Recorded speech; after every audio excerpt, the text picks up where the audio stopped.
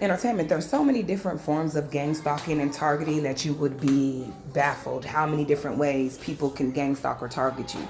And I told you it's so popular, so when most people want to commit this type of organized crime on you, they use the same tactics. That's why it's so familiar to so many different people, because it's been around for a while. That's why people experience different situations or are being targeted for different situations, but are experiencing the same tactics.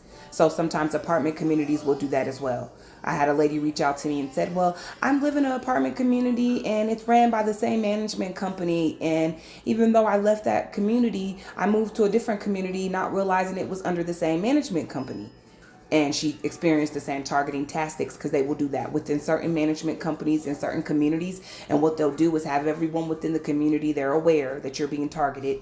They'll contact them, try to pay them off to target you, to harass you, to throw balls at you, to trigger off your camera, to complain about you putting the trash in the wrong place, to watch and monitor when you're coming and going from home, to report if you're receiving packages, what you're getting to your address. I mean, these people will literally deep dive into your business illegally, invading your privacy.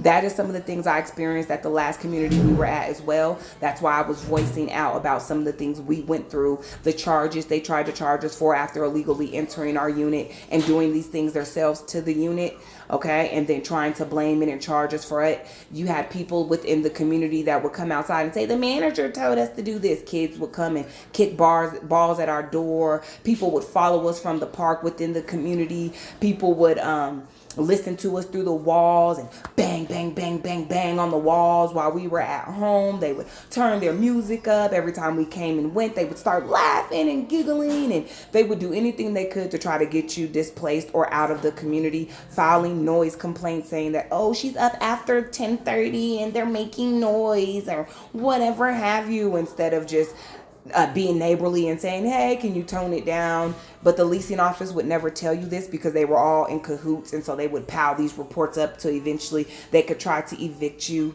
Things like that. They would be watching your house illegally, reporting things to other people that you work for or work with, saying she's receiving this and she's getting that. How is this happening? How is she doing this? All in your business illegally that they should not be in.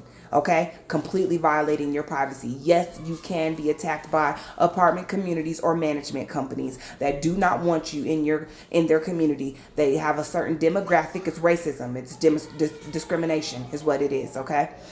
And they only want a certain demographic in their community. And if you don't fit that demographic, they don't want you there. And